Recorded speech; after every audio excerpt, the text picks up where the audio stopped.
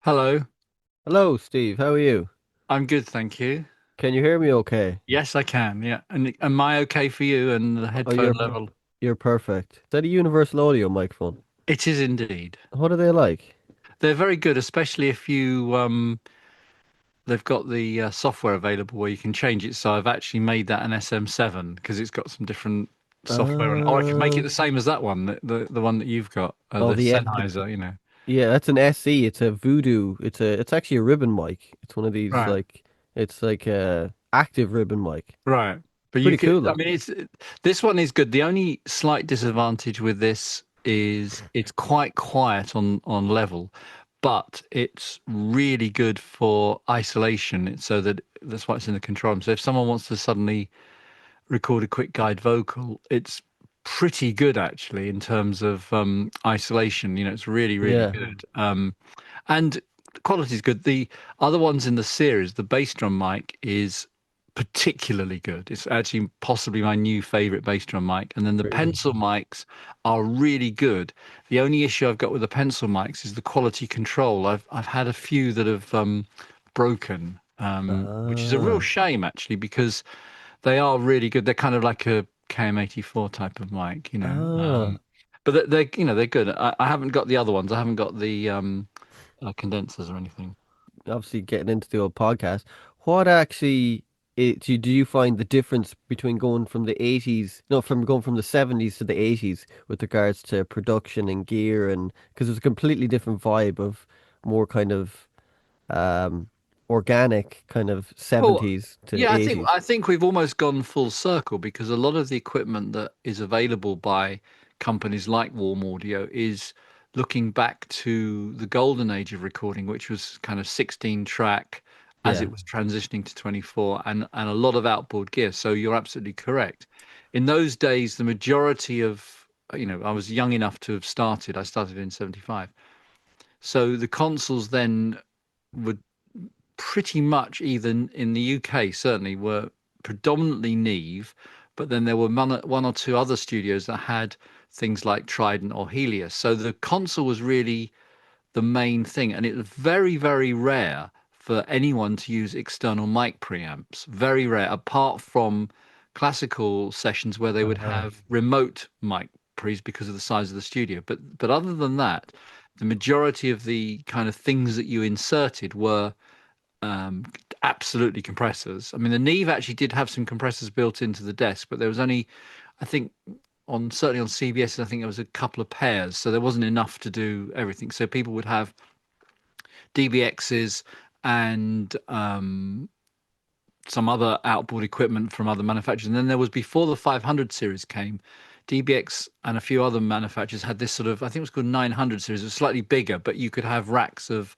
DBX DSs and compressors, and you could also have noise gates and things like that. So that's kind of where we've gone. Then when we went to the 80s, of course, everything started to become um, more or less sort of digital versions. I mean, we still used absolutely analog compressors and everything, but things were more moving away from that, and also the quality of the consoles then was getting better with MCI and SSL and a few others, so that and even the newer Neves, the actual audio quality of the desks became even more brilliant, and so the need for external was less. But then as we sort of kind of moved into the sort of ADAT world, that's when suddenly everyone wanted external things because the consoles that they were using were much, much cheaper and didn't really sound very good. And so I think that's what's happened. So now it's a hybrid. My studio is a hybrid. I try wherever possible to record the line input as I want it. So I choose the correct mic for whatever I'm miking up and I choose the correct signal path. And that doesn't necessarily mean I always use an external mic pre. I sometimes am more than happy with the ones in my Yamaha desk. It just does depend on timing, circumstances, and all those things. And then once I've captured it, and I'm a believer in capturing it because I think that has an impact on the performance. If the person is hearing in the headphones a sound that they particularly like, I think they will give you a better performance. Yeah. That's a big thing I always get from talking to people that grew up in the 60s and 70s producing in the 80s. It's just Mm. always like capture everything at the source. Whereas Yeah. like I grew up with this whole kind of well, not I did, but I mean, it was projected this idea of like, oh, just record it and then fix it in the mix and all this kind of stuff, which Yeah, is and I such a mean, bad, it's a terrible thing, and it yeah, depends what it is. It's particularly bad with guitars. I had some yeah. students a couple of years ago where they were struggling with a guitar in their mix, and I said, "Well, talk me through the process." And it turned out that they just recorded it DI. And I said, "Well, how the hell do you expect the guy to give you a performance? Even if you're going to record it DI, at least give him some reverb and some delay if that's the type of thing you wanted." And as it turns out, I've got quite a vast array of pedals, and even that, distortion pedals, fuzz pedals, they all sound completely different, Hmm. even if you have the same manufactured one. And secondly, the performance of the guitarist and the guitar they use and the cable use all have an effect on it. So one day I might say, well, I'm going to use the JHS fuzz, or another day I'm going to use a Boss fuzz. But Hmm. you have to literally be able to plug it in and go, don't like that. Ah, that's the one, because it really does vary from day to day and session person to session person, and the type of guitar they're using and the mood they're in.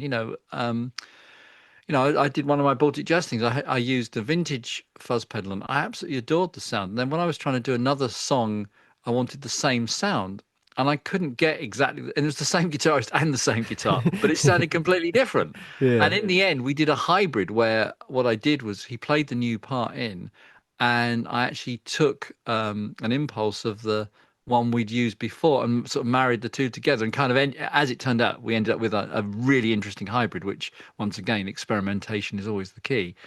But that's the way it goes. Anyway, I digress. No, it's all good. I always find, this old that kind of argument of, we'll say new technology, especially with guitar, you've all like the Cortex and all those kind of things and amps, and there's always Mm. these two camps.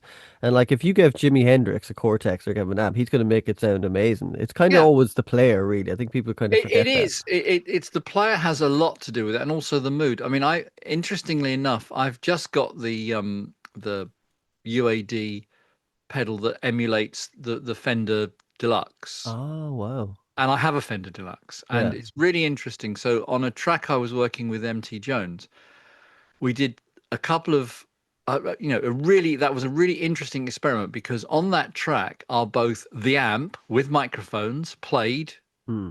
with the reverb and everything recorded as I wanted it.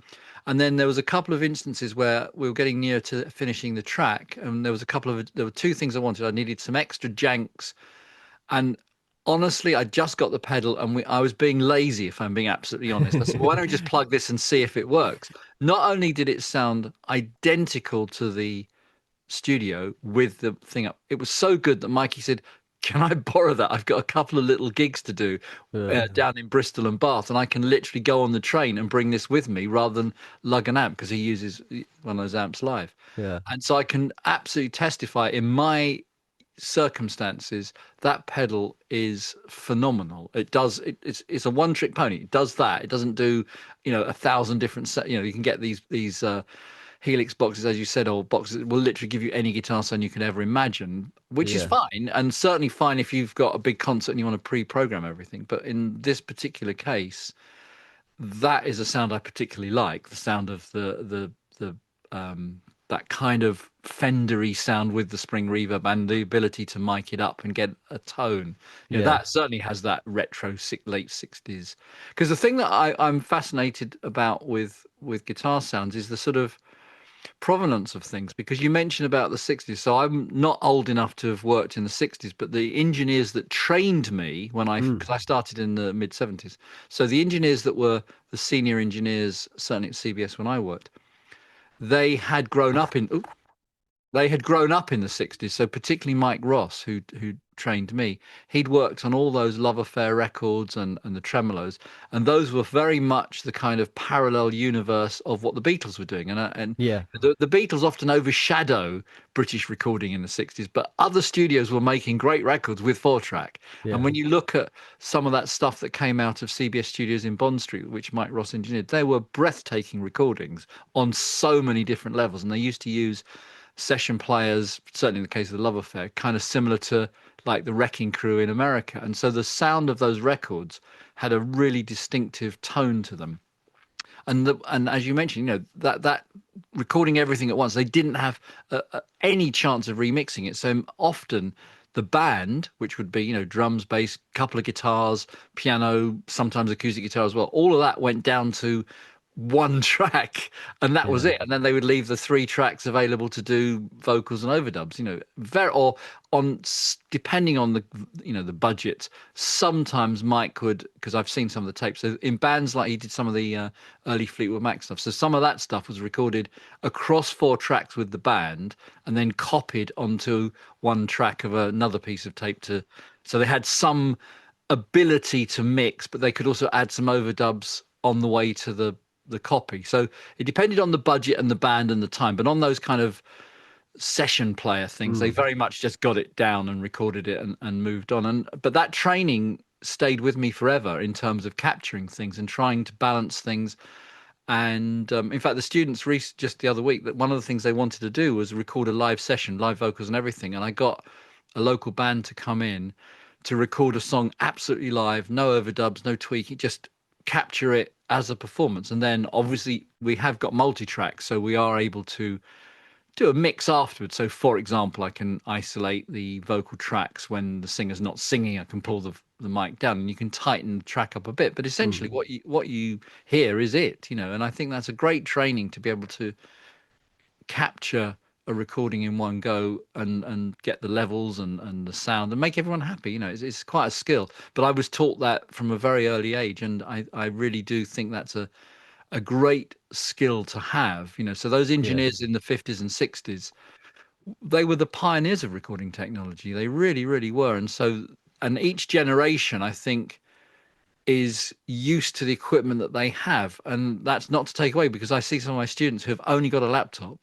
and they make great recordings because that's all they have, but that's all Mm. they know. And Yeah. whereas in the 80s, you look at the pictures of myself and Trevor Horn and other producers, the control room was stacked with equipment. Yeah. Keyboards, every single keyboard, single drum machine. I mean, that's what it was. But that's what we used in those days, and that's how we got the sound we had. And then as we ended up moving into the 90s with ADATs, then the rooms got smaller and people got used to recording at home and so on and so forth. I think each generation is equipment driven. It's really interesting that. Yeah, I do think one thing that especially my kind of modern generation of things is missing is just there's too much reliance on a click track. I think a click track kind of I mean, it can add much, but when you list all records, this by the time they get to the chorus, they're about 20 BPMs. Yeah. Like, I Well, love that. I agree, but that is something that is actually changing, because I think this generation of drummers today are absolutely on the money, and they are really used to playing with a click track, but it doesn't affect the performance of the band, because the band are not driven by the click track, they're driven by the drummer. Yeah, So yeah. so in my experience, the drummers that are working to click tracks are using it as a kind of a reference. It's not mathematically, 116 all the way through, but it's giving them a feel of where they are. But having said that, that live session I did the other day, I didn't use a click track, and I was really impressed with the drummer's timing. I mean, my Yeah. goodness, because I did, just again for the students, we did a live tempo map just to see how it would work, and he was within, 1 BPM throughout the whole song, which was Wow. absolutely amazing. So Wow. I think this current generation of musicians, and particularly drummers and percussionists, are so used to playing to either clicks, loops, or whatever, that Mm. it's just a natural thing to do. Whereas you're absolutely right. When I first started, really being in charge of the production, during the 80s, there were only a couple of drummers that could do that. And that's why, I've always said with John Moss is a phenomenal drummer and was a phenomenal drummer in Culture Club. And his natural timing was a huge benefit to me. It was only when I worked with other bands I realized actually how good John was, because in those days when you expected a drummer to play along with a drum machine or some kind of, you know, source, whatever that was, maybe it's a percussion. We didn't tend to use loops as you would describe a loop today. But for example, if I had the Fairlight or the emulator, we might make a percussion sort of bed of some form, sometimes, unique sounds. I mean, there's a couple of tracks with John where he'd put down a few sort of hand claps and a tambourine and bang a flight case or something like that. And we'd make a little kind of rhythm bed, and then he'd play to that. And you literally cannot hear the join. Same as some of the session players that I used to use, like Graham Broad, a great drummer. They were really good at playing to clicks or pre-recorded elements. But a Hmm. lot of drummers of those bands were not as good, but they got, by the time the 80s finished, they were all really good because you had to kind of learn your craft. Otherwise, you just weren't getting the sessions. And it is Yeah. fair to say some of the older drummers from the early 70s tended to get less of that type of work because they just couldn't cut it in terms of Ah, timing. that's interesting. What was it like working with the Fairlight? I love that looking back at those old videos and pictures because it's Mm. massive. That thing is like big and it had the Well, the thing little. about the Fairlight is it was incredible and revolutionary. What it did is there was like a sort of a myth of what it was capable of doing and what it actually did. Yeah, What you can do today with a sampler in Logic, for example, is what people thought a Fairlight did even back then. The really. reality was that the original Fairlight, which I had, the first one, I had the original Series 2 and then the Series 3. So the Series 2 was the first one, which has the light pen and all of that, which is kind of in all those and in my videos, that's that one. Yeah. So that gave you essentially a bunch of RAM and you could have 8 voices in it. So the thing that was incredible in the Fairlight was this thing called Page R, which was the first really interactive sequencer. So essentially, if you want to do your drums, for example, you could have on channel 1 the kick drum. But you could do it with the light pen rather than playing on a keyboard. You could touch the light pen on the screen and it would put the beats on the grid. Yeah. And it was particularly good if you wanted to sort of get a feel for something because you just go tick tick tick tick tick and then you got it and it played it back immediately. Now, the sample obviously had to be edited properly because if the sample had air at the front or was sloppy, then the sequence wasn't. And then essentially you would record a bunch of those patterns and then you could chain them up and it locked perfectly to whatever, in SMPTE, for example. In those days on a analog tape, you put one track of SMPTE on and the Mm. code would go into the Fairlight and it would run in sync with it, which meant then the 8 voices that you did for the drums could be your drums, and now you could use it again for something else. So when you listen to those Peter Gabriel records, it's multiple layers of Fairlight. And those 8 voices could be used however you wanted. So you could play a chord if you wanted to. The big restriction that it had was the sample length. You could loop, which was excellent. And of course, in those days, the sample transposed by speeding up and slowing down. It didn't have multi-sampling like we know it today, Hmm. and it didn't have time stretching like we know it today. So if you had a sample that was, 1 second, up the octave it was half a second, and up the octave again it was a quarter. So you had to be very careful on how you sampled it. So for example, with drums, if I wanted a prestige, like a pristine sound and also some precision, I learned very quickly one trick was to use the highest sampling frequency that was available because it was an 8-bit system, and I can't remember the top sampling. It was something like 20 something. Um, but what you could do is if you recorded the drums, take the snare drum for example, I would record the snare drum to a piece of analog tape at 15 IPS or 30 IPS. Hmm. I would then play it back at half speed, but record at the highest sampling frequency in the Fairlight. That meant that when you played it back, you could transpose it back up again, and then you got the fidelity. That was a kind of way of, and also, but the disadvantage, obviously, you're recording a slightly longer sample because obviously you're playing it at half speed. That was a trick that I used that worked quite well with things where you wanted the fidelity. If you didn't care about the fidelity or you did want to create something, you could do that. It also had some incredible additional features. It had Fourier analysis in it, so you could actually take something and take a waveform and analyze it and create something completely new. Very similar to what eventually became that stuff in the PPG, where you could take a waveform and turn it into something. So depending on how creative you were, you could come up with really good things. And the other page it had was this scripting language, which I was not particularly good at using. It was very, very typing. It was like kind Mm. of typing Like code code, in. yeah. It was. However, the guy from Fairlight, Steve Rance, used to come down and used to do what we needed if we needed to do that, and it was incredibly precise. You could Wow. say, I want this beat here, I want this here, and you could put controllers in. You could, it essentially was like a sort of script storytelling. If you knew how to break it down, the Fairlight could perform incredibly well. And so when you listen to some of the more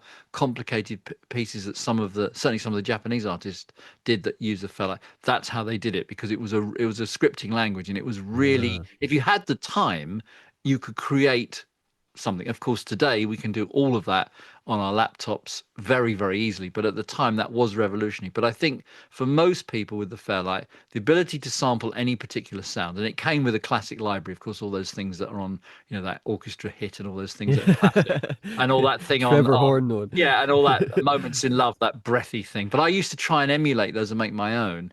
So the library was incredible. Plus, you could literally sample anything, and it was very. Once you started sampling yourself, it was incredibly creative. It really was, because you could take literally anything and turn it into something. And in those days, people were very open to discovering a new sound. Whereas now, I think lots of artists want to, as you mentioned earlier, want to go back and they want a sound from the 70s or something. Whereas then, we didn't have a sound from the 80s. We were making the sound. So whatever we Yeah. did became our benchmark. And if we discovered that a Fairlight sample through the AMS reverb with a bit of delay sounded like, then that was our sound. Yeah, that's class, man. I love that. Did you ever use a synth clavier? I didn't. There were two schools of that. It was interesting. I never used the synclavier, and it was one of these really interesting things. The synclavier offered certainly higher fidelity because it had a 16-bit system, Mm. but the Fairlight was much more of a playable instrument in the short term. However, that what I did use for the synclavier is that the synclavier licensed FM before Yamaha had it. So Oh.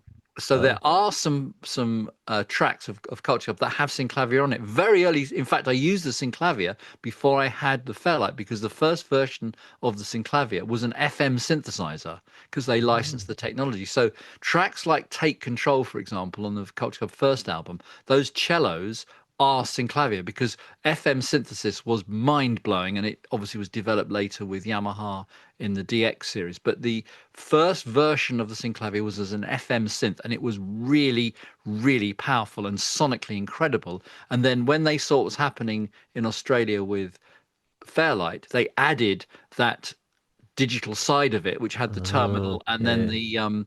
and their system also used a disk-based system. The samples were, because RAM was so incredibly expensive.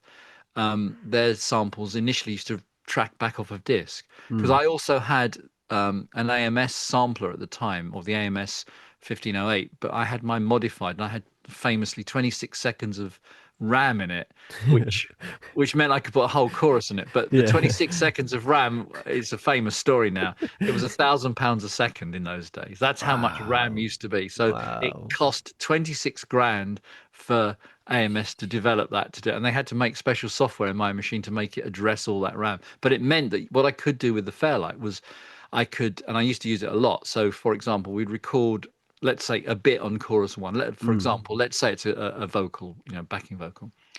And then using Page I, if you remember, I said it's locked to the multi-track. So Mhm. what we'd be able to do was put like a snare drum or a rim shot or something on the point that we wanted it to trigger, and then that would trigger the output of the AMS. So as soon as it saw click, it would send the output out, and so you could work out exactly where you wanted it to be, which meant you could copy chorus one into all the other choruses much faster than the method that we used to use up until that point, which was physically spinning in, which is why it's called spinning in. You'd copy the Ah. vocal of chorus one onto a piece of tape.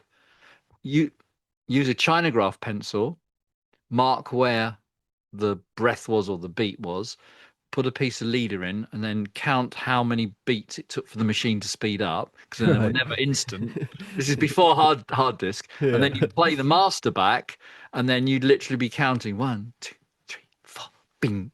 Wow. And then hopefully it worked. But then you get to the point where you get it pretty close. But it had to be done in real time. There was no other way of doing it, because at that point you couldn't offset um, the machines.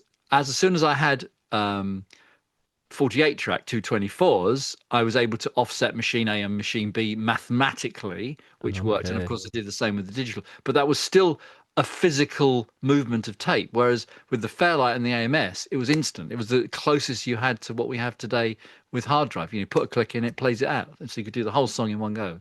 Oh. Do you know that a really I love it's supposed to be a disaster of an instrument to use, but a variophone. Did you ever use a variophone? No, I don't even know what that is. Oh, you should check it out. A variophone is this. It's a strange instrument. It's kind of like has almost like a tube, and you blow into it, and it's got a little kind of keyboard, and it's using all talk records. So you hear those kind of almost.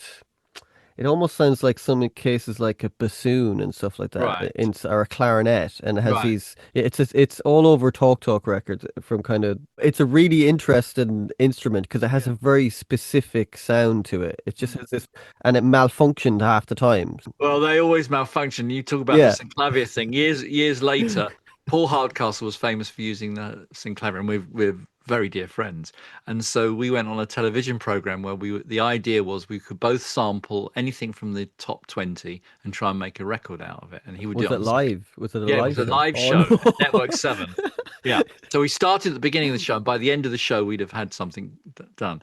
And we were so nervous. And because I'd had a previous experience with Tomorrow's World, which was that tech show in England, which is live, just as we did the rehearsal and everything went really well, and I was about to go live. I mean, we did the rehearsal lunchtime, and then I think we were going to go live early in the evening. But we did one more run through, and the Fairlight died, and I had to get Steve No. Rance again, the guy from Fairlight. He came down on a motorbike with every single spare that he had in his cupboard, and we literally swapped everything out until it rebooted. And so, Wow. because of that, when we did the other show with the Fairlight versus the Synclavier, he came with me to have all the spares on standby because I said, I do not want to have the same again. Because Yeah. they were studio instruments. They weren't designed to be, even though I had a road case for mine, they weren't really, everything was on ribbon connectors and everything. So it was quite fragile.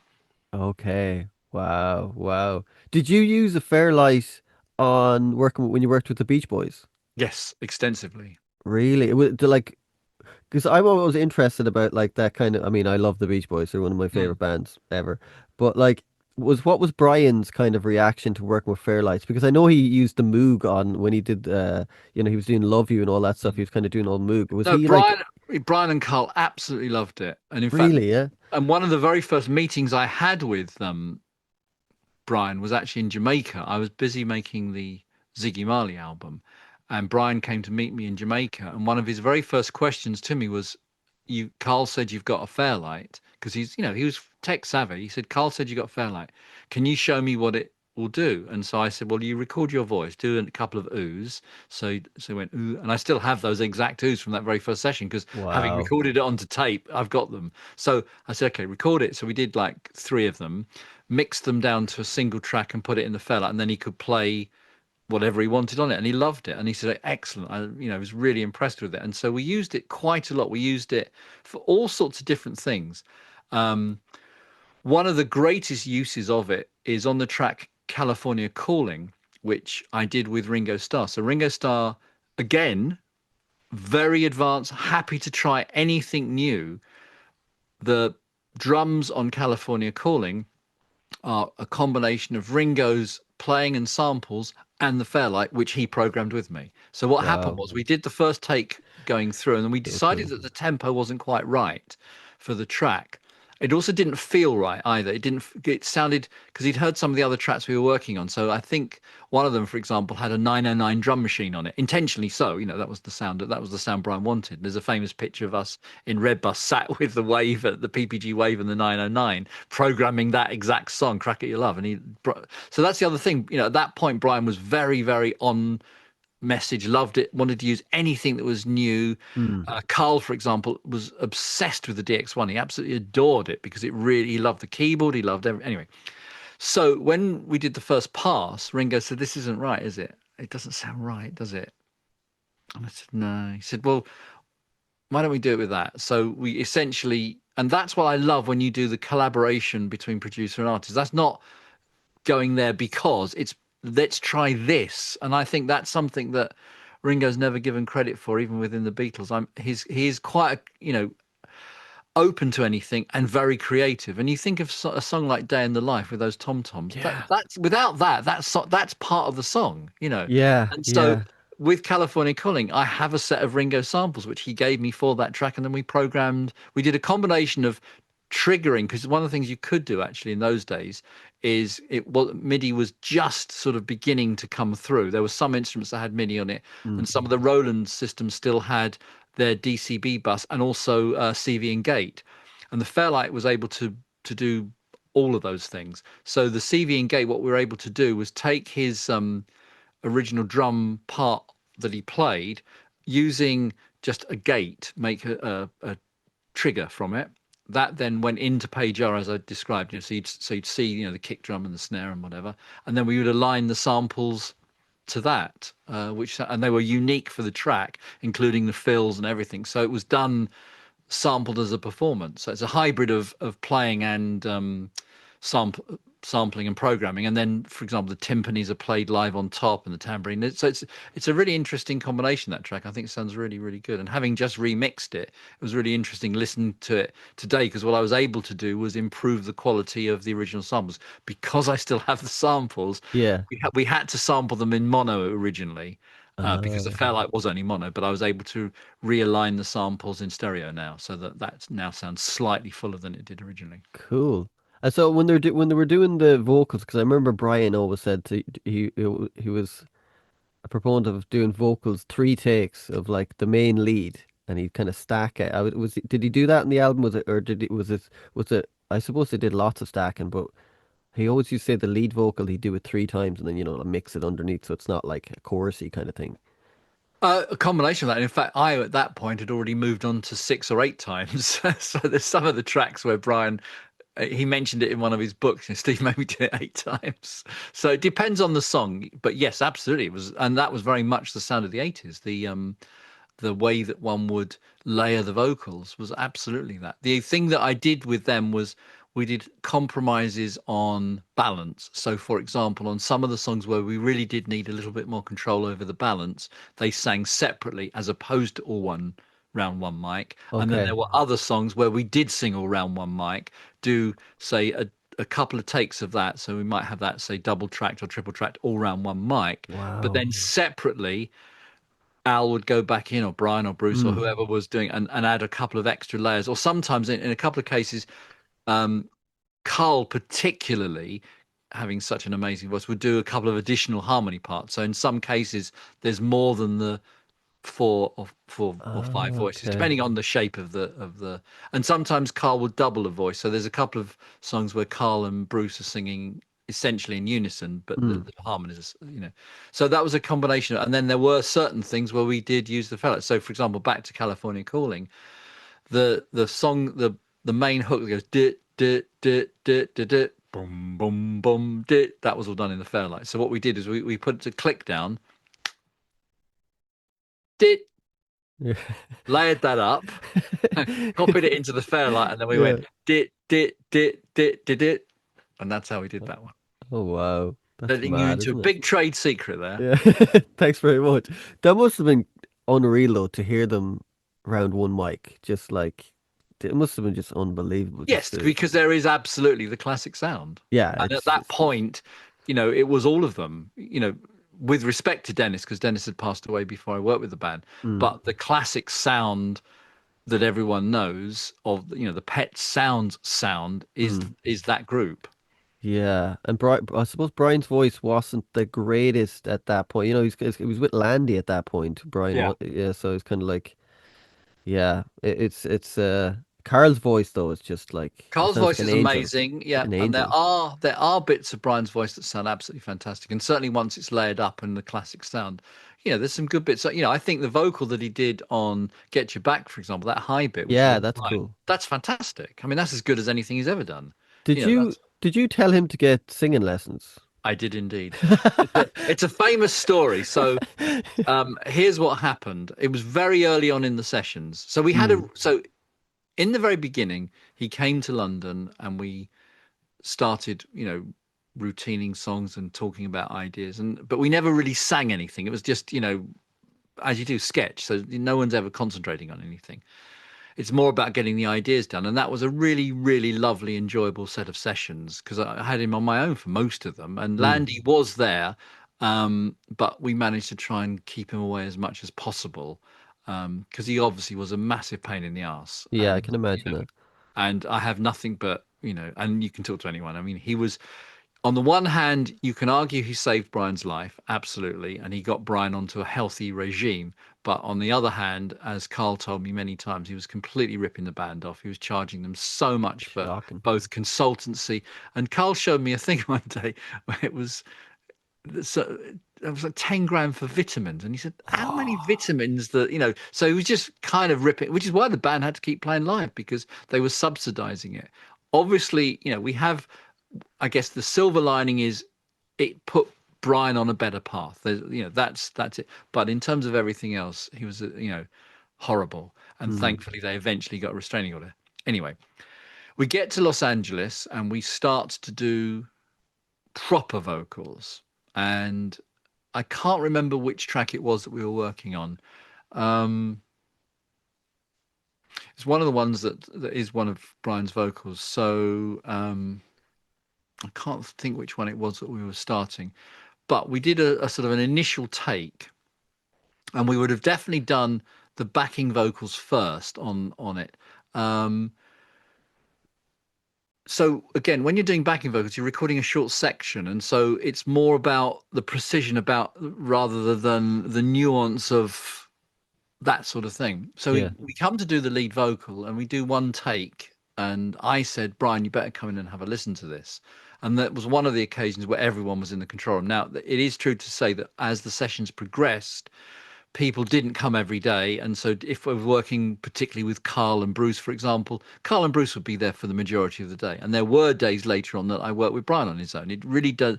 And even Mike, it just did depend. It was rare for them to all be there all the time, every single day, but they were there en masse on many occasions. And Hmm. I've got the video footage to prove it. However, on this occasion, everyone was there, everyone was in the control room. Brian did the vocal, came back in, and said what, and everyone's going, "Oh, yay, whoa, hey, great vocal, Brian," kind of, you know, Hmm. whatever. And he said, "Steve, what do you think?" And I said, "Do you want my honest opinion?" I said, "I don't think it's very good." And I think, whilst I didn't mean singing lessons, what I meant was breathing lessons and stamina and vocal coaching, because there's a big difference, because obviously he can sing, Mm. but he didn't have stamina. We'd just done a block of backing vocals and they were already running out of steam, whereas I was used to working with younger singers who, if I said, can you do it 8 times and can you do it in 3-part harmony, which is probably an hour and a half or 2 hours of constant singing, they Hmm. go, sure, fine. And then when we'd finished, they'd still be okay to do some more. The band had not been in the studio for quite some time, and the band were not match fit. They were also not ready for the way of recording in the 80s, which was a different Right. process. And Right. so that's what I meant. At that point, Brian looked at me, stormed out the studio, and everyone went, "Ooh," like um I don't know what the equivalent of that is. I mean, but you've got to look at it from my point of view. I'd been hired by them to make this record, so it was all on my shoulders. Mm. I also, at that point in time, Culture Club were ruling the world. I had the number one album in the UK and the rest of Europe. It's like, Mm. well, and America, in fact. I think it just got, or it was certainly, I was Culture Club were a global sensation, and I was an in-demand producer, and I had gone into this record because of my relationship with Bruce. At the time, I was being offered all sorts of other things, but I wanted to do that because of my relationship and my love for Bruce. I'd known Bruce since I was 17, and I thought, well, I don't need this. Mm. There is a limit to what a producer can do. If you've got Yeah. rubbish tools, you can't. So anyway, everyone kind of looked at me, and that was the end of the session for the day. It must have been around. It was post lunch. I do remember that, because I thought, well, why don't we just stop now? So we stopped, and you know, that's it then. So I kind of there was some stuff I had to do, and then Carl stayed for a bit longer because Carl sort of knew. I mean, I had a great relationship with Carl, and he kind of looked at me in the way that Carl looks at you, and he goes, you've like kind of. I'm so glad you said that, kind of that look. Anyway, the next morning, and also Landy wasn't there for that particular day, which was really helpful as well. So the next morning, I get to the studio, and I kind of think, well, maybe the project's going to finish now, and nothing's Mm. going to happen. Then Tom Hewlett, the manager, phoned me, reception said, Tom Hewlett's on the phone for you. Oh, Christ. You know, Steve. And I went, yes. He said, I hear you had a terrible session yesterday. I went, yeah. He said, Brian's not coming in the studio today. I thought, fine. He said, do you want to know where he is? I went, where is he? With a vocal coach. Thank you. And put the phone down. Wow. And that changed my relationship with Brian the next day, because Brian came in the next day. It was fantastic. And from that moment on, my relationship with Brian changed, because I told him the truth. Yeah. And everyone around him didn't tell him the truth. They bullshitted to him most of the time. Because conversely, back to Get Your Back, when those vocals went down, which are fantastic, there's no tuning. We didn't have vocal tuning in those days. It was that singing is what he sang. I said, that's a fantastic vocal. And there are bits on the album that I said to him, I'm that's as good as you're going to do. That's fantastic. I'm really, really pleased with it. So I'm always been very honest as a producer. If something is shit, I will tell you it's shit. But I will justify why it's shit and what we can do Yeah. to make it not shit. Yeah. But if it is great, I really genuinely mean it. I'm not just, I'm not pandering to your, yeah, it's like, I have to, what you see is what you get with me. And as a Yeah. result, the relationships I have with the artists is enduring. And then many, many, many years later, I've told this story before, but many, many, many years later, when they were doing the Pet Sounds Smile tours, I went to the one at Kenwood House in Hampstead. And I don't know if anyone listening has been to Kenwood House, but it's a stately home kind of in Hampstead in London. And they Oh. have like a stage, and then they have like a little sort of pond, and then there's the seating area. It's very similar to the Hollywood Bowl. If people have seen the Hollywood Oh Bowl, where yeah. people can bring a packed lunch and it was in late afternoon as the sun was going down.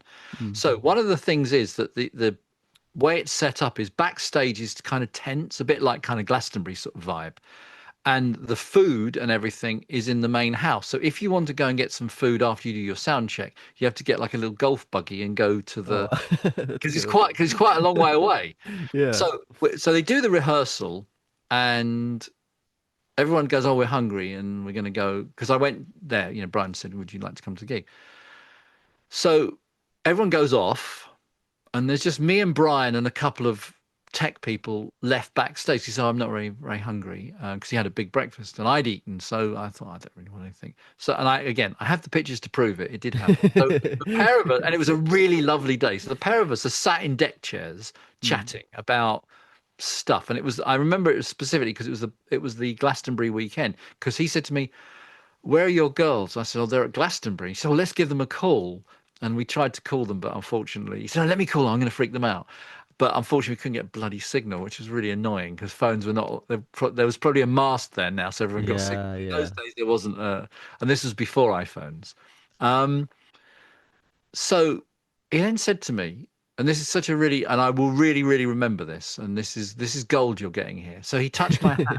He said to me, and anyone that has seen those concerts will remember if it was Pet Sounds or Smile, they would do the whole album back to back in the first half. Mm. Then they would take a half an hour, 45-minute break, have some, refreshments or whatever, and come back and do like a greatest hits of, round, round, get around, and all Yeah. the kind of hits that are not on either Pet Sounds or Smile. So Brian touches my hand like this. He said, can you stand by the side of the stage? And I said, yes. Why? He said, after the first half, when we come off, I'm going to come up to you and I want you to give me the thumbs up or the thumbs down on my vocal. I said, what do you mean? Wow. He said, well, because everyone had just come off and then he did an impersonation. See, those that know Brian really well, and I don't know if you've spoken to David Leaf, haven't you? Yeah, yeah. Yeah. So he fortunately can share stories like me of Brian the comedian that's actually really funny. When Brian was on really good form, he actually was really funny Yeah. and had a very interesting sense of humor. And unfortunately, not many people got to witness that. David Leaf, I know, has got many of those anecdotes because David Leaf told me also a great story, which I'll tell you after this, unless he told you. Yeah. So, so then Brian does an impersonation of people doing an impersonation to him. So he goes, hey Brian, really great. And he said, but you'll tell me, won't you, if it wasn't great. Now, as it turned out, and I can honestly say that, and anyone that went to that concert at Kenwood in June will vindicate this. it was one of the best performances of that record ever because the sun was going down, Wow. beautiful day, everyone had their picnics, quite a large amount of wine was consumed, and it was absolutely one of the most beautiful concerts I've ever seen, sonically, performance, and the interaction with the audience singing along. So Mm. when he came off, I said, Brian, it was fantastic. And I genuinely meant it. And anyone that saw that concert, um, would absolutely testify as to how great that was, you know. But during that tour, it was really funny because I also went to the one that was at the festival hall, and David Leaf went to that. And a couple of days after, they were doing one at Hampton Court, and David was there. And I went. He said, "Which day do you want to go?" And I decided to go on the second day, which is really annoying because the first day was the day that McCartney and Pete Townsend and Sir George Martin went, and I missed that. But he said you missed a really great thing because apparently, um, and this is like the most bizarre thing that David Leaf told me. I had, I was, it was a really strange thing. I don't know, obviously I know Paul reasonably well through Lipper, but I don't know, um, and I certainly know Sir George Martin really well. But Pete Townsend, I didn't know that well, but I had met Pete Townsend um, fairly recently, only because I had a piece of equipment, and the guy that developed it said, "Oh, Steve's got it. Do you want to go?" And this is when I lived in Fulham, Mm. and uh, their studio was in that Eel Pie studio was, I don't know, 10 minutes away. And he said, "Can Pete come to your studio and see it?" And so I said yes. So David Leaf's story to me was, you'll never believe it. Again, how Brian is. Pete wants a signed record, so they're all queuing up to get their signed record. And Brian says to him, "Weren't you with Steve Levine the other day?" Which is like the maddest thing. And David was so excited to tell me that story. Like, what on what scale is that? Oh God, you Because gotta you love don't Brian know what, Wilson. when you're telling stories, you don't know what people are really listening to. But Yeah, obviously, it was all going anyway. There's a yeah. funny Pete Townsend anecdote that's just bizarre. It's the most bizarre one. And, I love those strange anecdotes. But also, and the other thing with those strange anecdotes is um, only very recently. So earlier last year, I did an event here in Liverpool at the Liverpool Phil, because it's my 50th anniversary. And on the same night, this is a fabulously brilliant story. So on the same night in the bigger room was Harry Hill. You know who Harry Yeah, Hill is, yeah, yeah, yeah. doing his comedy night.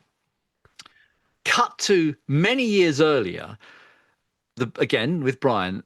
I don't know if you remember it. The Beach Boys did, or Brian certainly did, with Sir Peter Blake. They did a limited edition with Genesis Publishing, that book. Yeah, yeah. So I went to the launch party of that, which was held in a very small office behind Tottenham Court Road, and it was in the middle of the summer on one of those days where London is like 35 degrees, and the room was about the size of, I don't know what it was, 20. It was so tiny, Oh and the shit. idea was Brian, Jeff, and Scott were going to do an impromptu acoustic session, but the books were there to be signed and sold, and they're Mm. like 600 quid or something. They're really expensive. Jeez. So I'm there with my wife and my youngest daughter. My eldest daughter was in America at the time, so the three of us are there. And Harry Hill is there, and I've never met Harry Hill before, but obviously I'm a massive fan. But obviously Harry is a massive Beach Boys fan, and I'm sure he won't mind me telling this story. So we are literally drowning in sweat in this room. It's so hot. And I said to Harry, and this is again before iPhone, so I had like I don't know, Samsung phone, which, the lighting was terrible. I said, "Please, Harry, can I have the beginnings of selfies?" He said, "Of course." So we do a selfie, but just as we're about to do the selfie, and we are literally dripping, Oh no. Brian walks in with Jeff, sees me, and Brian is a big guy. Yeah. He's a big guy, and Jeff is a big guy. And so Brian comes in just as I'm about to do the picture with Harry and gives me a really big hug and goes, "Steve, so glad you could come." I went, "Oh, thanks, Brian." And I'm really, my shirt is wringing and it's like really disgusting. Yeah. So Harry says to me, "Oh, he obviously knows you then," which was his line. Okay, so you stop the anecdote there. Now we go back to Liverpool earlier last year. One of my dearest friends, Mark, who was in the group The Mood, came to my event. But because he lives in Leeds and because of that terrible drive, he said, I'm going to stay over. I'm not going to drive back. So Mm. he booked himself into Hope Street Hotel, which is opposite the Liverpool Philharmonic. For those that know Liverpool, it's a kind of a nice boutique hotel. So he phones me at like, I don't know, 9 o'clock the next morning because he loved the gig, by the way. And he said, Oh, Bo, I love the gig. I've just had breakfast with Harry Hill. I just because Harry Hill was at the staying over as well. He said, and I told him I went to see you last night, and Harry told me this story, and I said, well, it's true. And I then did a DM to Harry on Instagram, and I said, you told the story. And he went, yeah, it's just so brilliant. So my anecdote was confirmed by Harry Hill, and then sadly, as you know, sadly, not that long after Brian passed away, and then Mm. so Harry and I then shared some private things which are not for this, but Yeah. just it was really interesting how Brian and Brian's influence is so far and wide, and in some areas where you wouldn't necessarily expect it, that people are absolutely drawn to his writing or his vocals or his production, whatever it is. Yeah, he was such a kind of I always think Brian was a guy who probably shouldn't have been famous, if that makes sense. He kind of was a guy who was so, the Beatles, they were all four. They're all together. They're all going on the same path, and Brian was kind of on a path, not kind of on his own. He was kind of like a guy who No, just I was. completely agree. I think if times were different, he would have been much more like Arif Mardin or Quincy Jones. He'd have been behind the scenes, absolutely. And when you think about it, the majority of the records that we all love, the Beach Boys are actually not playing on them. They are singing on them, but the Yeah, majority of the hits that everyone loves are the Wrecking Crew. yeah, yeah. I could have met Brian once. I went to the that Lucky Old Sun premiere, Right. and the Royal Festival Hall have the kind Hmm. of booths in the Yeah. corner. But one of them there was no one in, and me and my friend said, "Oh, we'll sneak over into there see if we can get in." And we got in, and of course we had a few too many wines and we're dancing a bit. And at the end of the gig, we're outside, and this woman comes running up to us, and we're like, "Oh, hello!" And she's like, "Oh, you were the guys dancing?" And we're like, "I was like, oh yeah, yeah, yeah." And she was like, "Do you want to come tomorrow night?" I'm like, To the beach, to the not beach boys, the gig." I was like, "Yeah," and we're like, "Oh well, we'll see." And then all we see is Scott and another member of the band coming over, and we're like, "All right." It turns out it was Scott's wife, and they had seen us dancing, and they were like, "These fucking idiots." But anyways, she was like, "Do you want to come tomorrow? And do you want to meet Brian? Do you want to meet Brian now?" And I was like, "Ah, no." And she's like, "You don't want to meet him?" I was like, "No, no." I said, "I don't want to bother him because I always found, everyone wanted something off him.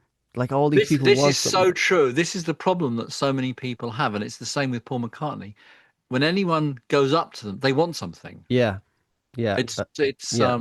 you know, And I was like, don't yeah. want to bother that And guy. He's, and it makes such a difference if it's not that. For example, just at Lipper recently, um, I've got this drum machine version. Well, I've worked with Iconic Instruments, and we've built this drum machine based on my Linn drum, oh wow, um, called Levine's Machines, and I was developing it. And when it was sort of this really interesting side issue. So Paul was getting ready to go on stage for the Lipper graduation, and the guy's doing his mic, for the thing, and I'm just sort of standing there talking to him. And we're talking about because again, people don't realize Paul is very tech savvy, knows what's going on, loves it. And he said, "Oh, I'd like a copy of that." And I said, "I'll get you a copy."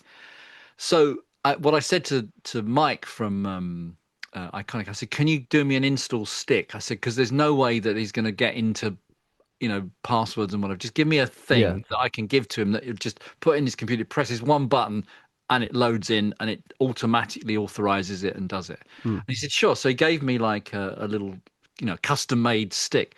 So just as Paul's going, and loads of people wanted pictures with him and blah blah blah, and you could tell he was getting really kind of.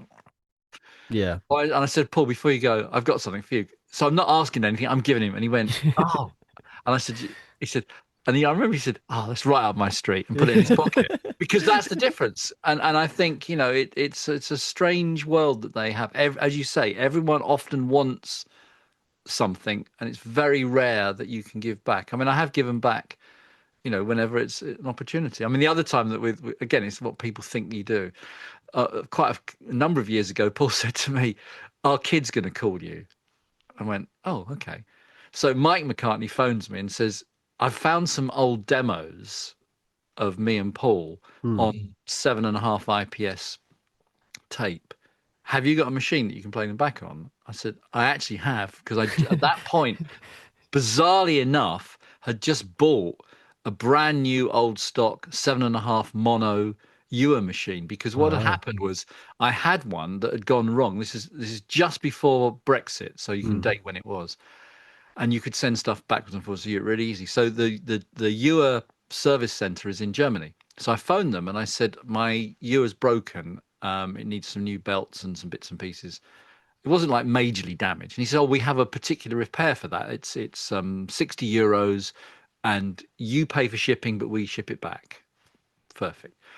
So then the guy phones me just before he's going to send it back. He said, "Just to let you know, I've done all the belts. It's all really fine." He said, "I did notice that one of the capacitors is, you know, needing a refresh." He said, "I can just see there's a problem with it. Do you want me to change that? It's like another €5." You know what? I said, "Of course." He said, "Do you like these machines?" I said, "Yeah, they're really handy and they're really good." As we were entering this world of lo-fi and looping, they're really good machines for that. They're mono three-head machines. Journalists used to use them, but they have the thing that's good about them is they have 7.5, 3 3/4, and 1 7/8. They can go really slow because Ah. journalists would just use them to transcribe. So of course, if you're going to do lo-fi, you can record at 7.5 and play it back at its super low speed, or Or like Barry reverse speed. of that. They don't have very speed. Oh no. I've no, but I've now added very speed to mine. So he Okay. said, so here's what happened. He said to me, "I've got a brand new machine in the box, never been sold, from like, late 80s, early 90s, because they kept Wow. manufacturing them up until the mid 90s, I think. They're Really? not that, yeah, Wow. they were really in demand because even though people went over to digital, they were still in demand. And a lot of the Eastern European countries used to use them. Anyway, so I Ah. said, "How much is it?" And he says it was something like €200, which I didn't think was super expensive. Hmm. I said, "Well, then I'll have that." So I then had a brand new machine. So when Mike called me, I said, "Well, I've got a brand new machine with 0 head hours on it, so we can do a great transfer. The only caveat is, what brand of tape is it? Because if it's, and he said it's EMI tape, and I said, well, that's fantastic because EMI tape doesn't need baking." So we played the tapes back here and recorded it, high quality. I burnt him a CD for reference, but I Hmm. gave him the files, and he was, thrilled. And then, like the next time I saw Paul at the lift for graduation, he said, "Oh, Mike's really pleased, thanks," which is great, Cool. But that's that's how it goes. Yeah, that's as I talked to Alan O'Duffy. I don't know, do you know Alan O'Duffy? Oh, I don't know him as such. I believe I've met him once, but he's slightly older than me, and he's just slightly that other generation. yeah, yeah, Yeah. yeah. He sadly passed away last year, which is terrible. But he was telling me about he recorded Venus and Mars from McCartney. Okay. And he was saying, if Paul met you, he'd ask you, "Do you want a cup of tea?" And he'd say, "What kind of tea?" He's very like kind of Mm. nice, like that kind of way. And I think people kind of like just that thing of it must be just infuriating, like every time you meet someone like that doesn't know you personally, they just want something from you. Yeah, Like it's just get a really pick. hard. Yeah, It's hard all the time. I've had this conversation when I was interviewing Tony Visconti, and he was talking about David Bowie. He said, "You've got to remember, within a period of time, he'd met over 100,000 people, in terms of yeah, people coming up and saying, 'Hi, and this was also before this selfie stuff, it's just, yeah. it's a tough world, the selfie world, because obviously it delivers an enormous amount of pleasure from the recipient, but the person that's in it, this is the 10 millionth time they've done it, and it's like, oh my God, So I can imagine, you know, Yeah, yeah. and I mean, I'm certainly not famous, but it happens even to me sometimes, and it's like, oh God, I'm happy to do it, but it can be sort of you've just come out of a restaurant somewhere, or you're with some people, um it was it's just mad. In fact, it happened to me at the most recent Lipper one, where I was having dinner with Noddy Holder and his wife and my wife, and we came out and someone wanted my picture, not his, but he was a massive Culture Club fan, and he showed me this kind of portfolio of stuff that he had, which Wow. was including stuff that I don't have. Which is like he had some really some there were some Japanese releases a few years ago, not that long ago, and I asked for some, but I haven't got any, and he had all of those. They're like kind of they made them look like singles and things. He had like everything that has ever been released, and he wanted me, and he had a color by numbers sort of deluxe version, and he had everyone's signature on it except mine. All the musicians, he'd got everyone on that thing, and he said, Wow. can you sign it? But can I have a picture of you signing it?" And I went, "Yeah, okay." So it was just funny, but not he really laughed. I said, yeah. But obviously the kid was young enough. I don't think he even knew who he He was. didn't But know it was just, Naughty Holder. Oh, no, I come don't on. think he knew who he was. It was just Jeez, I so was. funny. It's funny because speaking of Alan Duffy, he recorded all the Slade stuff. I was going to say exactly Yeah. that because one of the things with the Slade, the one thing again which I never remember meeting Alan, I'm not sure I did. The only caveat with that. He was really So, tall. He was no, no, incredibly but no, tall. but the reason being is that my very, very, very first job interview when I was 16 and a bit, nearly 17, I went to Polydor Studios and I got shown round, and there was a session taking place, and he might have been the engineer there. That's my possible. But the Uh, only other relevance to that is at school, one of my friends at school, his cousin, I think, or uncle assisted on those sessions, was like a uh, tape op on those sessions. So there was a very tiny whisker of connection. yeah.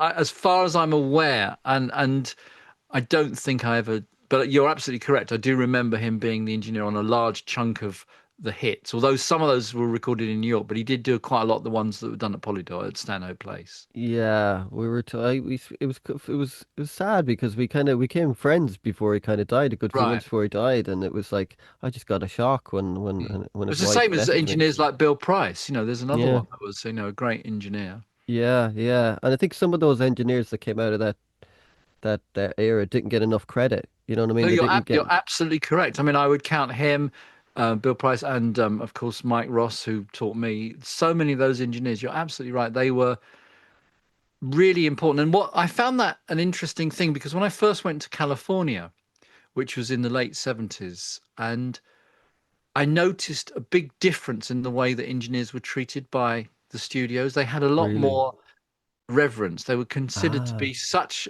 an integral part of the session, which I don't think they were in the same way they were here. In Mike's case, which is the only one I can witness, Hmm. when he worked with his existing clients, we did do some sessions when I was tape op where Mike was the engineer and producers like Mike Smith were the producer. Mike was one of the producers on all those Love Affair, Hmm. Tremolo type. So I could see that they had a great bond and a great relationship. But I don't know, and we did one session with Junior Campbell as well. And I remember that being because Junior started becoming a producer then. Junior, for those that don't know, is in the Marmalade. And Mike did. Yeah, in fact, Mike has a co-production credit on that record because those that know the sort of history of that band, they then signed a new deal, and so their really great record that they made with CBS Records, unusually for a band to have a second career that because I remember at the time I was still at school, but I remember when they signed that deal, it was a really big deal. People were thinking this is mad; they'll never get their money back. Yeah. No, because it was an unusual thing for a band to sort of move to the next level. Hmm. Often those things end up not being successful. Um, but I do, and I remember that record coming out and thinking, what great! I was kind of there. I hate to use this word, but it's kind of their Sergeant Pepper Abbey Road type album. It was really.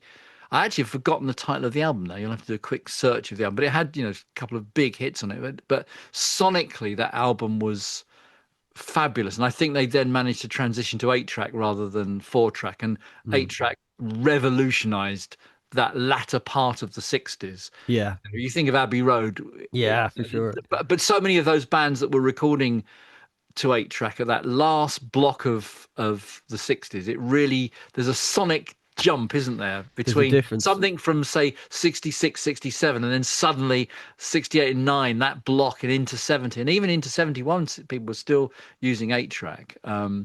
But yeah, anyway. So Mike had a co-production credit on that record. If you look at the sleeve notes, he has a co-production credit, and deservedly so because it's a beautiful, beautiful record. Yeah, I know we're talking about 8 track and stuff like that, but I love the records that are on 4 track because you know like they're bouncing down and stuff like that, but they have to make decisions and they Mm. have to like. Whereas now you're everything's infinite. You can Yeah, infinite takes. You can do and infinite things. one of the things I thought was really interesting with regard to that. So back to the series I did, the record producers, when I did the Sir George Martin version, Paul very kindly let me have access to the Beatles multitracks, and this Oh was a number man, of years ago. it's So what unreal. he's it was quite that was a whole nother story. I'll leave that for another time. But anyway, essentially I was able to go up to Abbey Road and I sat with Sam, and what I wasn't allowed to do was just clone the hard drive because everything's on one big giant drive. He said you can't Um, clone the drive, but you can have whatever you want. You can wow. choose bits. And what I had to do was kind of go with what George had told me storytelling wise, because this was very much about Sir George Martin. It wasn't the Beatles per se, although the Beatles took up a big chunk of it. We also spoke about America and Midge and things like that. But What year was this now? um, I actually can't remember, to be perfectly honest. It's in my archive, so it's more than 10 years ago. I mean, Okay, yeah. I can't remember exactly which year it was. However, one of the things that is really interesting is Abbey Road, because they had their own tape, EMI tape. Very rarely, in the case of the Beatles, erased things, so that when they would do, as you described, the 4 tracks, and they'd bounce it down to one and do the overdubs, and they go one, they often would go 3 times, so 4 to 1, another 3 things, and one more time. So they still have the original tapes, which is how Giles was always been able to make these wider mixes, because in many cases the original drum track or the original backing track exists, so he can put that in Giles' case he uses Pro Tools, put that first tape in Pro Tools, Hmm. then put the second tape in Pro Tools, which has got the overdubs, and then so on. So in some cases when he was able to mix, he ended up with 12-ish or whatever, Uh, yeah. but what was interesting particularly was I was listening to All You Need Is Love, which at the time I think they were, well, in fact, I know what you can probably time it. They'd got those tracks specifically because they'd used some of those elements in the Cirque du Soleil thing, and Mm. so that's why those were readily available. But what was really interesting was when you listen to the second and third generation tapes, what you just said earlier about balance. That's not a flat stereo mix or a mono mix. Things jump up and down, up and down, up and down. But then the subsequent overdubs, particularly there was one instance with one of George's guitars, the level that you would never do it like this now, but the level that was recorded of the overdub was very much to match what was there. And so they were painting a picture, as an audio picture, as they went along with the Yeah. balance, because they couldn't go back and they couldn't undo it. That's why so many of these 60s records have not a ton of cymbals on them Mm. compared to a modern record, and also why a lot have tambourines and hand claps, because often that original 4 track drum track was losing the snare, and they didn't have the ability like we have today of triggering a new drum. They would add hand claps or some Yeah. other, or finger snare or something to trigger some reverb, so they could, sorry, trigger some reverb so that you could do something extra. But what was really fascinating about listening to the balance of the premix. I think they used to call it dub downs or something like that, a different phrase. But anyway, it's like a premix.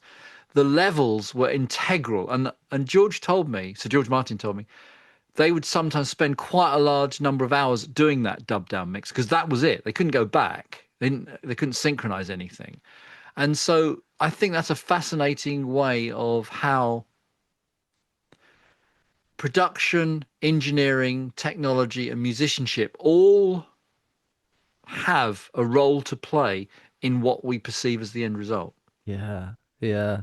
Those records though, they're still incredible. Like a Tomorrow Never Knows.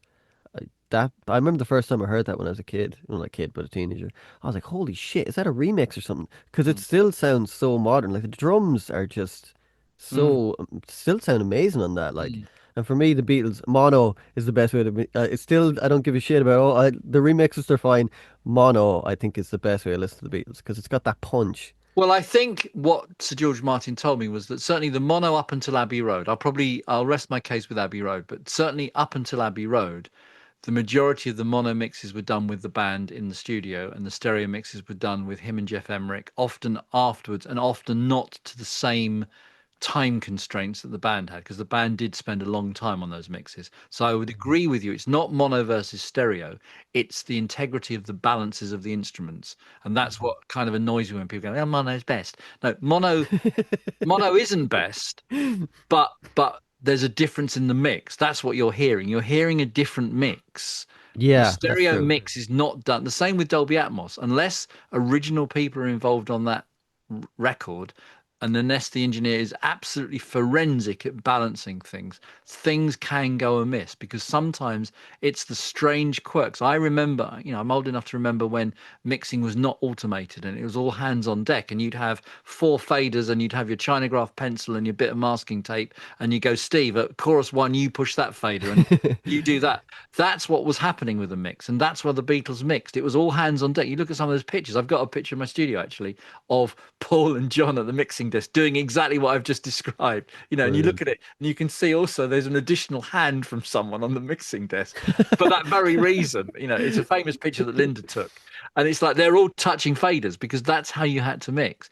That level is what's on the mono mixes. It's not necessarily on the stereo. Not to take anything away from Sir George Martin or Jeff Emerick, but Mm. whereas when they got to Abbey Road, things were starting to change, and certainly the decision was made.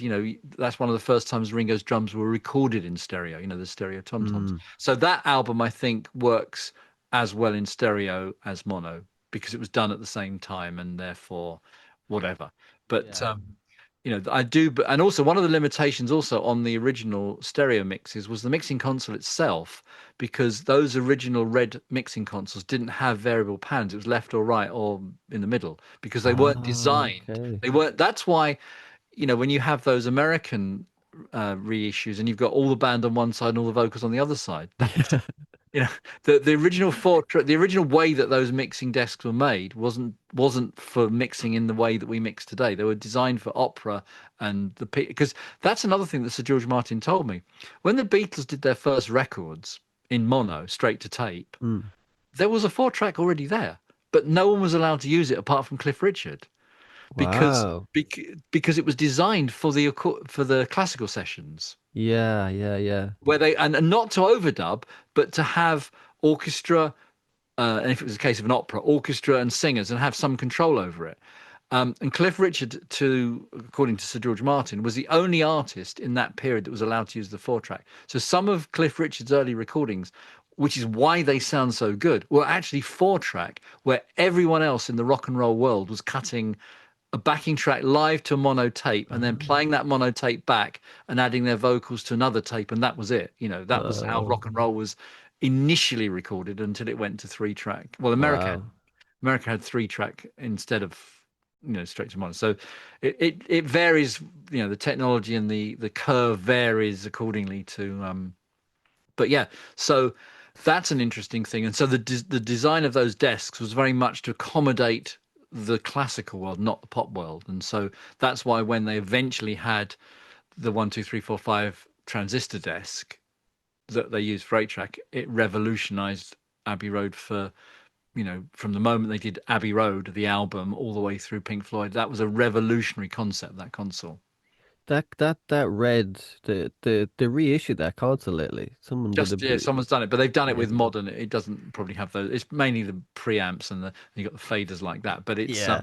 I'm sure the routing is as flexible as you'd expect in a modern world. Yeah. I'd like if it was just exactly like it, Well, I've used one of those desks because Toe Rag Studios in London has one of those original desks, and I did a Wow. session on it. But he has a different method for doing the bussing and the pan. He's got like a separate bit to do it, but the inputs and everything are there, and it's incredible because he has to have the studio really cold because it's got one giant valve that's like only there's I mean it's the valve to drive it. Now they have 100 years of life on them. They're supposed to be. They were built, to never be changed. But you can't have the room like 1,000 degrees. You've got to keep it quite cool to extend the life of it. Because once that valve has gone, Yeah. that is the end of it. Yeah. But he said they were designed in the 50s to last, 100 years. They weren't ever, Yeah.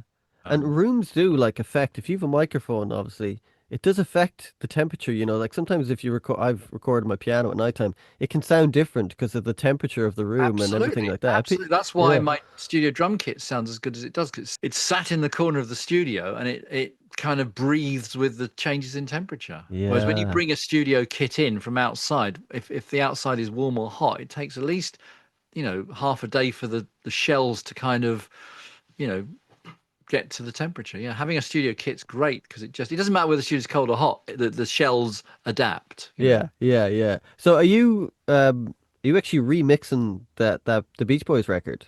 I have done it. I finished it. Oh, you finished it. Oh, Yeah. wow. It's coming out hopefully in August. Oh, great. Wow. I'm looking forward to hearing that. And are you involved with the mastering or is it just you It hand it hasn't off? been mastered yet. I mean, it will be mastered. I've just done the mixes and sent it to them. We haven't mastered it yet. We'll master it nearer the release time. Um, Okay. so yeah, so what was essentially happening was I was able to that was all done on 3324 digital multi-track.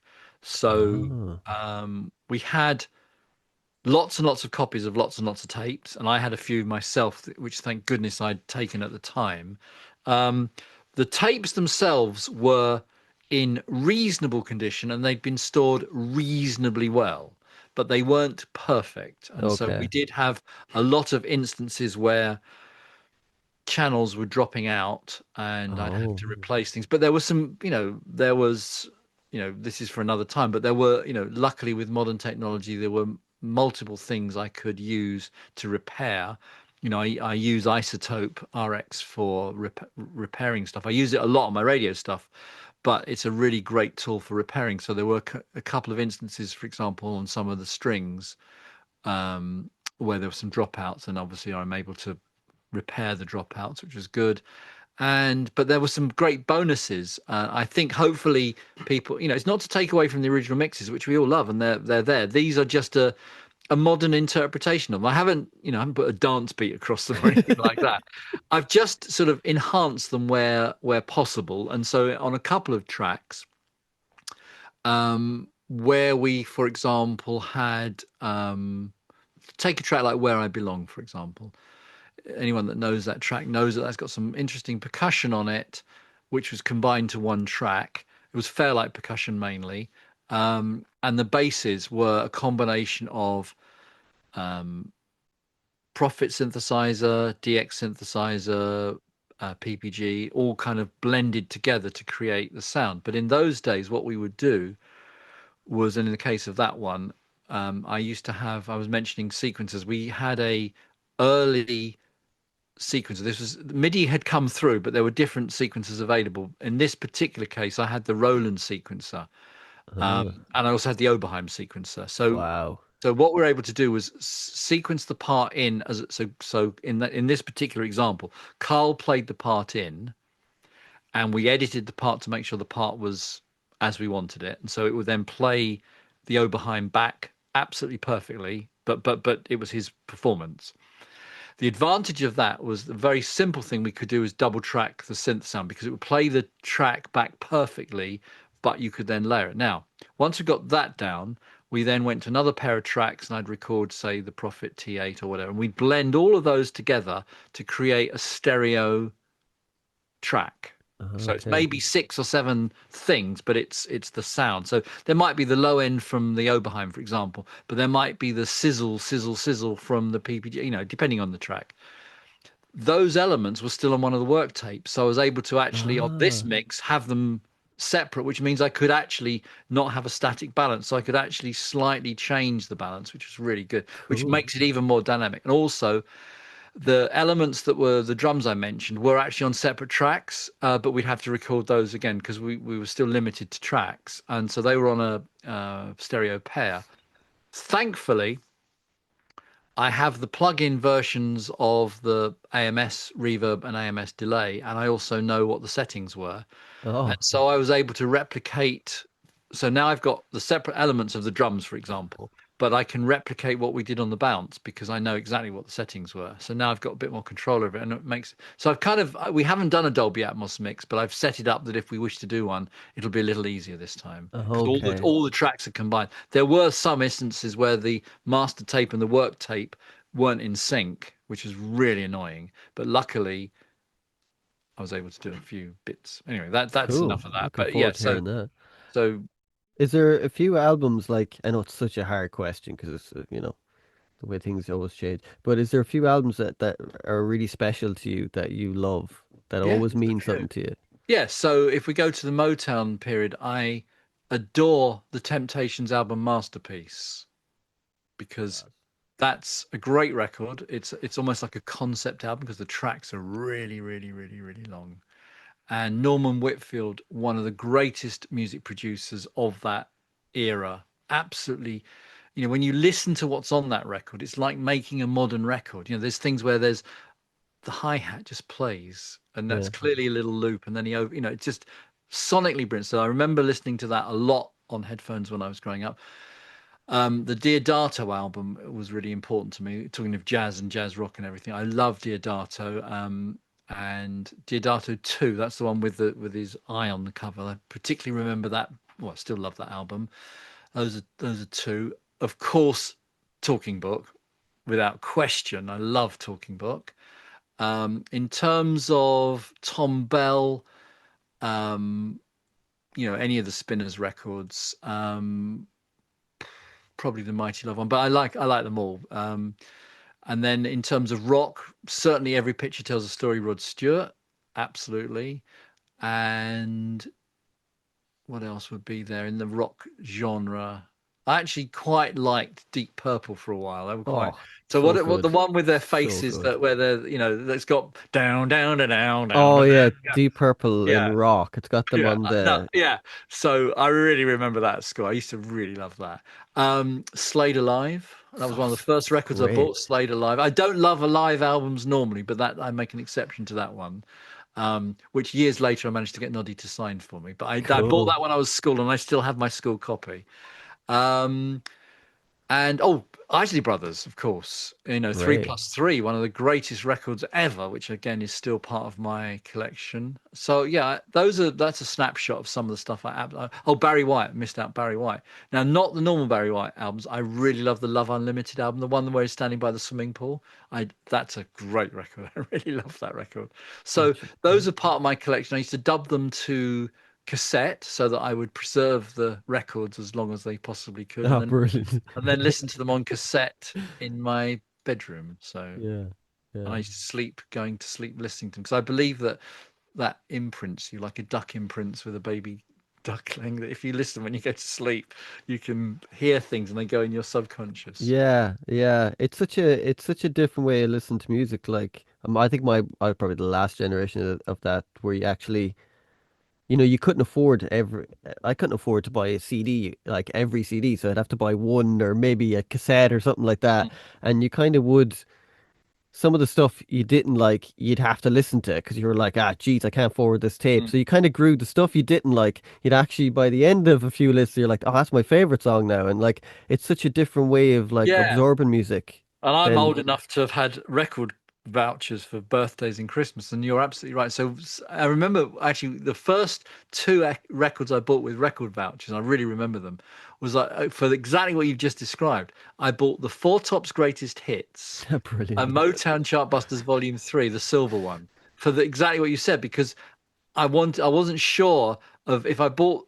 Obviously, I now know that, and I've now since bought those records. But if I'd have bought a Four Tops album, would I have had everything I wanted? Whereas by buying them the Four Tops Greatest Hits and also Motown Chartbusters Volume 3, the silver one, which had some really obscure tracks on it at the time, where you wouldn't have bought, for example, Marv Johnson. I wouldn't have bought a whole Marv Johnson album, but I really Yeah. like that one track. So the Motown Chartbusters Volume 3, and those were my first two with a voucher. And I also bought Slade Alive, but I bought that with money because someone had given me some money. So those are the first block of records I remember buying. And then very soon after that, Isley Brothers and all some of the others I've mentioned to you.